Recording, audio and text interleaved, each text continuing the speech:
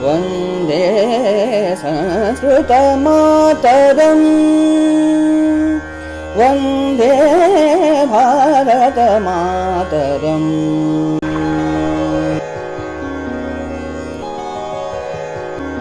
नमो नमः, नमस्कारः, वंदे संस्कृत मातरम। पिछले वीडियो में आओ संस्कृत सीखें इस श्रृंखला के अंतर्गत आपने हमारी प्रति रविवार को आयोजित होने वाली निशुल्क ऑनलाइन संस्कृत कक्षा की रिकॉर्डिंग का अर्थात उसके उद्घाटन सत्र की रिकॉर्डिंग का कुछ अंश देखा, जिसे मैं ऊपर आई बटन पर लगा रही हूँ। तो आइए उसी उद्घाटन सत्र की रिकॉर्डिंग का तीसरा और अंतिम भाग हम इस वीडियो में देखते हैं, जिसमें हम मुख्य रूप से सुनेंगे हमारे मुख्य अतिथि डीआरडीओ संस्था के सेवानिवृत्त वैज्ञानिक, एरोनॉटिकल इंजीनियर और संप्रति संस्कृत के परम विद्वान और बेंगलुरु संस्कृत भारती हलसूर विभाग के उपाध्यक्ष श्री सतीश कोठारी जी का प्रेरक और प्रभावी उद्बोधन। ज्ञातव्य है कि डीआरडीओ में आप हमारे भूतपूर्व राष्ट्रपति महामहिम अब्दुल कलाम जी के सहकर्मी रहे हैं और यह मेरा परम सौभाग्य है कि इतने प्रतिभाशाली व्यक्तित्व की संस्कृत अध्ययन यात्रा के प्रारंभिक सोपानों की मैं स्वल्प सहयोगिनी रही हूँ।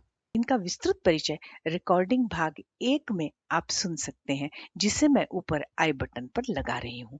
तो आइए सुनते हैं हमारे उद्घाटन सत्र की रिकॉर्डिंग का शेष और अंतिम भाग। इदानीम् अहम् अस्माकम् अतिथिमहोदयान् माननीयान् कोठारीवर्यान् निवेदयामि यत् ते अस्मिन् कार्यक्रमे स्ववचनैः अस्मान् बोधयन्तु, अस्माकं मार्गदर्शनं कुर्वन्तु इति। धन्यवादः मुकेश महोदय। आदौ तु अहं श्रूयते वा? हाँ, श्रूयते। आमां श्रूयते श्रूयते।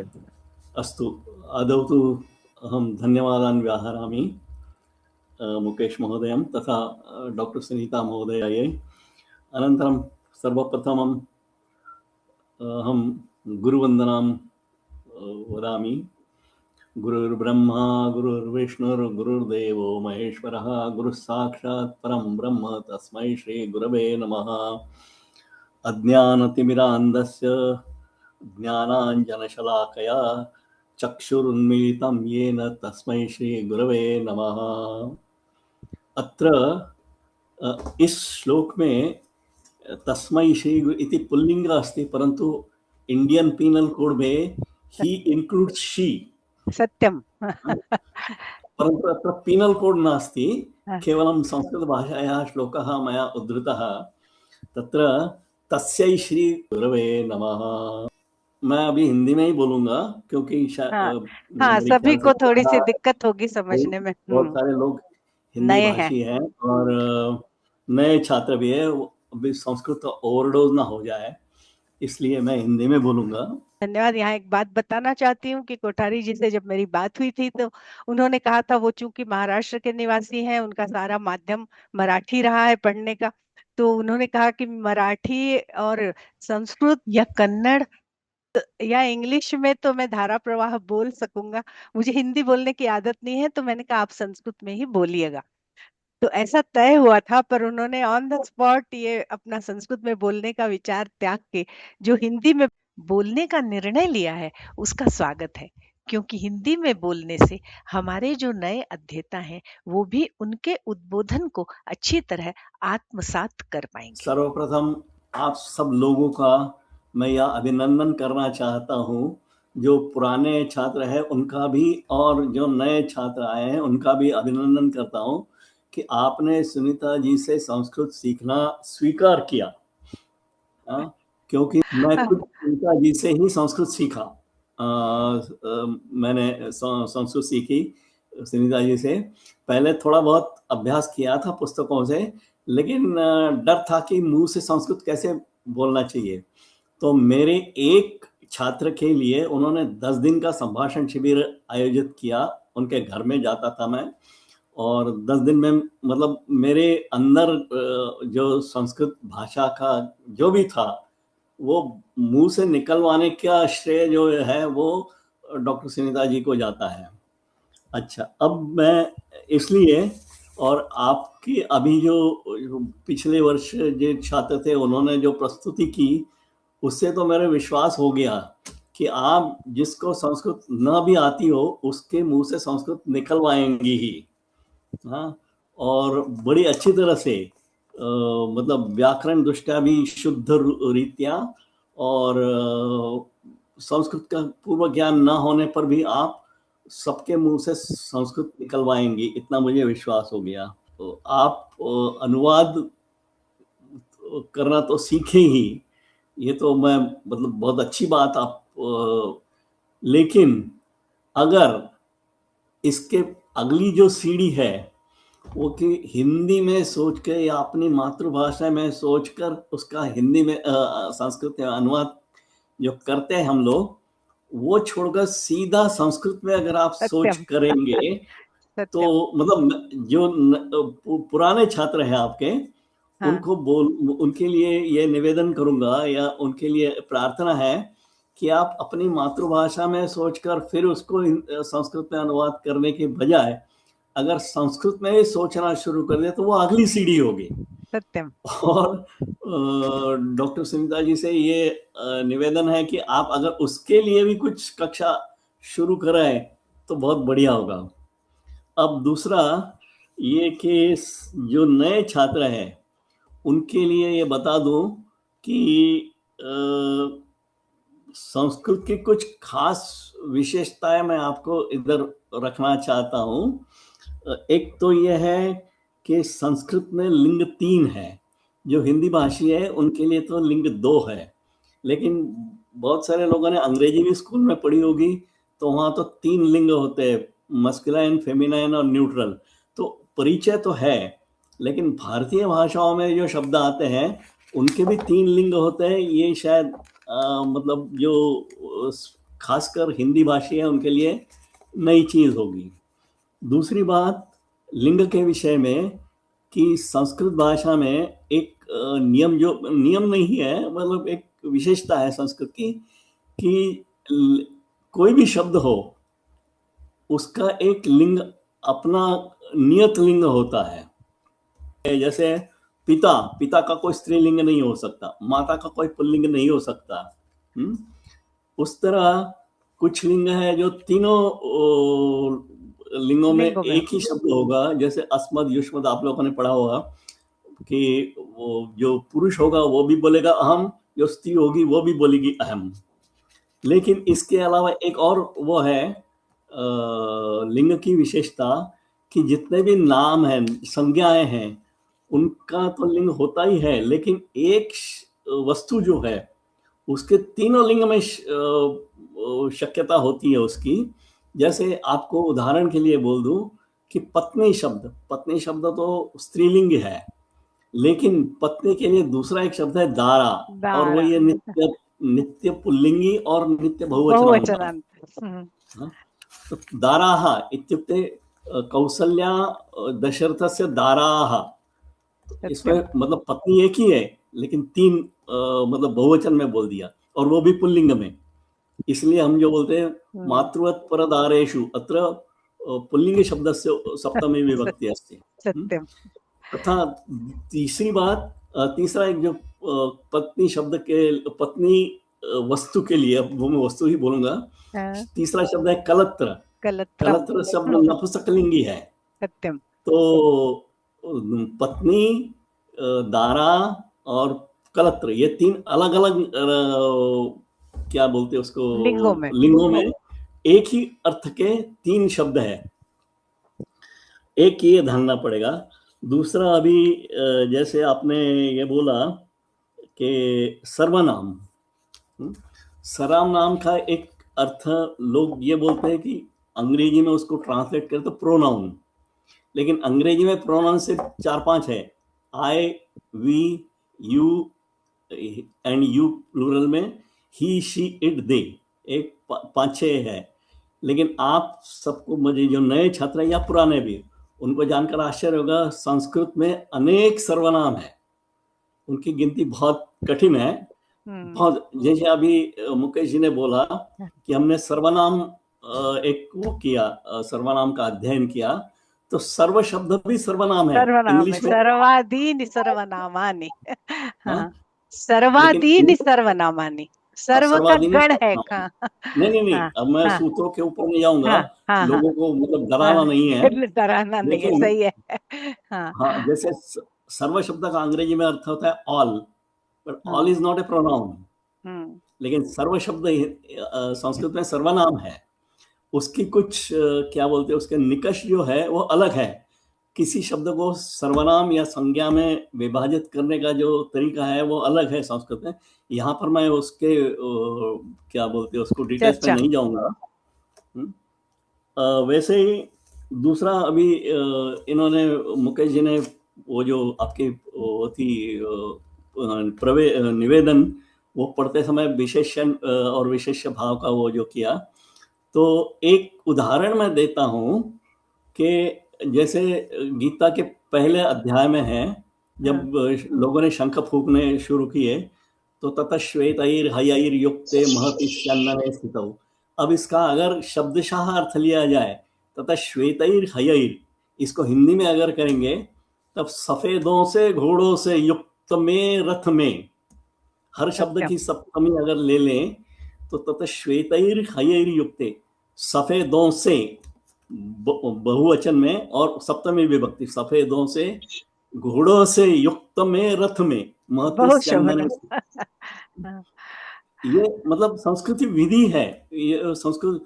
लेकिन अगर उसको अगर अपनी, इसलिए मैं बोला था कि अपनी मातृभाषा में सोचकर फिर उसका हिंदी में संस्कृत में अनुवाद करने की जो विधा है, उसमें गलती हो सकती है। हाँ, तो लेकिन ये जो अभी पुराने छात्र हैं उनके लिए अगली वाली सीढ़ी है कि सोच संस्कृत में करें। दूसरा अभी उन्होंने एक बोला था, हम पठितवान, कुछ पठितवती, ऐसा कुछ था। तो इसके लिए मैं एक उदाहरण आपको सबको दे दूं, जो पौराणिक हमारी क्या बोलते हैं उसको, कैरेक्टर्स हैं, उसमें से दो कैरेक्टर्स आप याद रखिए, सत्यवान और सत्यवती। करेक्ट, हाँ बहु शब्दम। हाँ हाँ, तो सत्यवान यानी पुल्लिंग है, तो वान कहाँ पे होगा, वती कहाँ पे होगा शब्द। तो जैसे पठितवान या पठितवती, आप याद रखिए, सत्यवान और सत्यवती। अगर वान करना है तो सत्यवान का याद कीजिए, वती लगाना है तो सत्यवती को याद कीजिए, अपने आप समझ में आ जाएगा कि स्त्रीलिंग। मतलब जैसे अभी रूपाली बोल रही थी कि मैं पठितवान, तो नहीं, पठितवती बोलना चाहिए, तो सत्यवान समित उसको याद रखिए। तीसरा एक और ये पता नहीं कौन है, एक और क्या खासियत संस्कृत की है कि जैसे हिंदी में और अन्य भारतीय भाषाओं में भी क्रियापद का भी लिंग होता है। जैसे मैं जाता हूँ, मैं जाती हूँ, मैं गया था, मैं गई थी। संस्कृत में ऐसा नहीं है। संस्कृत में क्रियापद जो है वो उसका लिंग नहीं होता। हम अपठम, पुरुष भी बोल सकता है, स्त्री भी बोल सकती है, और कोई यंत्र अगर पढ़ रहा होगा रोबो जैसा, वो भी बोल सकता है मैं हम पठम। और एक बात, अभी शायद कौन, ज्योति भगिनी या रूपाली भगिनी ने बोला था कि स्कूटर यान है ना। अब यहाँ पे नत्व क्यों नहीं होता है? स्कूटर यान अगर संस्कृत के नियमों को देखें तो ये होगा स्कूटर यान, लेकिन हम स्कूटर यान ही बोलते हैं। इसके क्या नियम हैं? और ये तो स्कूटर यान तो आज की खोज है। अगर पुराने इसमें लेंगे तो एक शब्द मैं आपको बोलता हूँ जिसमें णत्व का नियम तो लगता है लेकिन होता नहीं। होता नहीं है। रघुनाथ।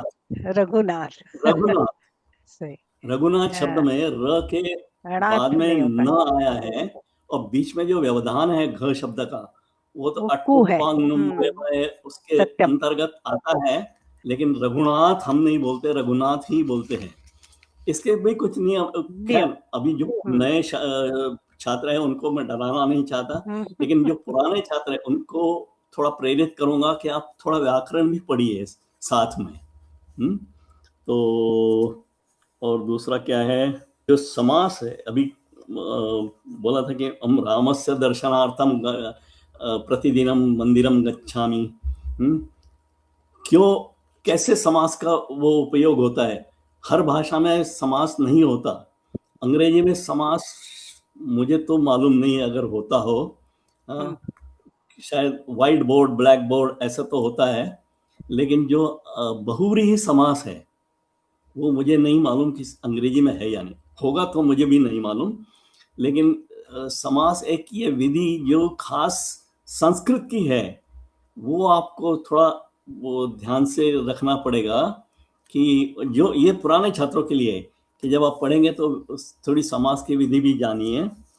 तो और क्या बोलूं, आप सबका मैं अभिनंदन करता हूं कि आपने संस्कृत पढ़ने की या उसका ज्ञान अर्जित करने की सोची, और दूसरा कि आपने डॉक्टर सुनीता जी को अपना गुरु के रूप में उनका चयन किया, क्योंकि मैं जैसे पहले बोला कि मैं खुद उनसे सीख चुका हूं, तो आपको आश्वासन देना चाहता हूं नए छात्रों को कि आप आश्वस्त रहें, आपका जो संस्कृत का ज्ञान है वो बहुत बढ़िया रीति से आगे बढ़ेगा। और जैसे अभी आप पुराने छात्रों के मुंह से संस्कृत के अनुवाद सुने आप लोगों ने, तो नए छात्र भी ऐसे ही कर पाएंगे अगले साल, मुझे दृढ़ विश्वास है। आप डरिए मत। और सबसे ये जैसे सुनीता जी ने कहा था कि बीच में मत छोड़िए, मैं भी कई कक्षाएं चला चुका हूँ। सामान्यतः अनुभव यह है कि लोग आरंभ शूर होते हैं कि हाँ, पहले तो बहुत उत्साह होता है, बाद में कई कारणों से, मतलब उसके लिए मैं किसी के ऊपर दोषारोपण नहीं कर रहा हूँ, लेकिन कई कारणों से होता है कि लोग पूरा नहीं कर पाते। तो आप ये जो नए छात्र हैं उनके लिए यही मेरा निवेदन है कि बीच में मत छोड़िए, कुछ भी कठिनाई हो, हर रविवार को 7:30 बजे यहाँ पे आना है, यानी आना है, कुछ भी हो जाए। हाँ, अगर बहुत ही मतलब क्या बोलते हैं अतिशय अपरिहार्य कारण नहीं, लेकिन अपरिहार्य कारण अब जैसे किसी अब यहाँ पे मैं दुर्घटना नहीं बोलूंगा, तो अगर ये अपरिहार्य कारण हो तो ही आप मत आइए, वरना ये आप नियम बना रखे कि रविवार 7:30 बजे यहाँ आना है, यानी आना है। तो ये सब मैं बोल के अब मैं थोड़ा सुनीता जी का फिर एक बार धन्यवाद करके, मुकेश जी का धन्यवाद करके, और मेरी ख्याल अब तो मैं नाम आधे घंटे के अंदर मैं नाम भी भूल गया, जिन्होंने मेरे लिए एक बहुत बढ़िया वो क्या स्वागत भाषण दिया। रूपाली जी और आनंद कुमारी जी, रूपाली जी आपका बहुत बहुत धन्यवाद। और बाकी जो पुराने छात्र हैं जिन्होंने अनुवाद करके दिखाया ऑनलाइन, तो उनका भी अभिनंदन, और सब लोग आगे बढ़े, यही मेरी शुभकामनाएं। और इसके साथ मैं अपनी वाणी को विराम देता हूँ। धन्यवाद। धन्यवाद सतीश कोठारी महाराजा। आपके उद्बोधन से निश्चित रूप से सभी प्रेरित हुए होंगे और आपका मार्गदर्शन हम लोगों को मिला, उसके लिए बहुत धन्यवाद। और उन्होंने ऑन द स्पॉट अपना संस्कृत में बोलने का विचार त्याग के जो हिंदी में बातें की, उन्होंने निश्चित रूप से बहुत अच्छा मार्गदर्शन दिया है और हमारे अध्येताओं को उद्बुद्ध किया है, उसके लिए बहुत बहुत धन्यवाद। धन्यवाद। आज की कक्षा के लिए इतना समय निकालने के लिए। मुकेश जी शांति पाठ लीजिए, 1 मिनट ही बचा है। और सभी से निवेदन है कि अगले रविवार को पुनः ज्वाइन हो, उसके बीच में आपको कुछ वीडियोस भेजे जाएंगे, उनको देखकर थोड़ी सी पूर्व तैयारी करके आइएगा, ताकि आप पहले दिन से ही संस्कृत में वाक्य निर्माण कर सकें। सभी उपस्थित संस्कृतानुरागियों को धन्यवाद। मुख्यातिथि महोदय के प्रति कृतज्ञता ज्ञापित करती हूँ तथा इस उद्घाटन सत्र में प्रत्यक्ष व परोक्ष रूप से सहयोग करने वाले सभी अध्येताओं के प्रति आभार व्यक्त करते हुए मैं अब हमारे इस सत्र का समापन घोषित करती हूँ। पूर्णात् पूर्णमुदच्यते पूर्णस्य पूर्णमादाय पूर्णमेवावशिष्यते। ओम शांति शांति शांति। जयतु संस्कृतम्। जयतु भारतम्। आगामि रविवासरे कक्षायां पुनर्मिलामः।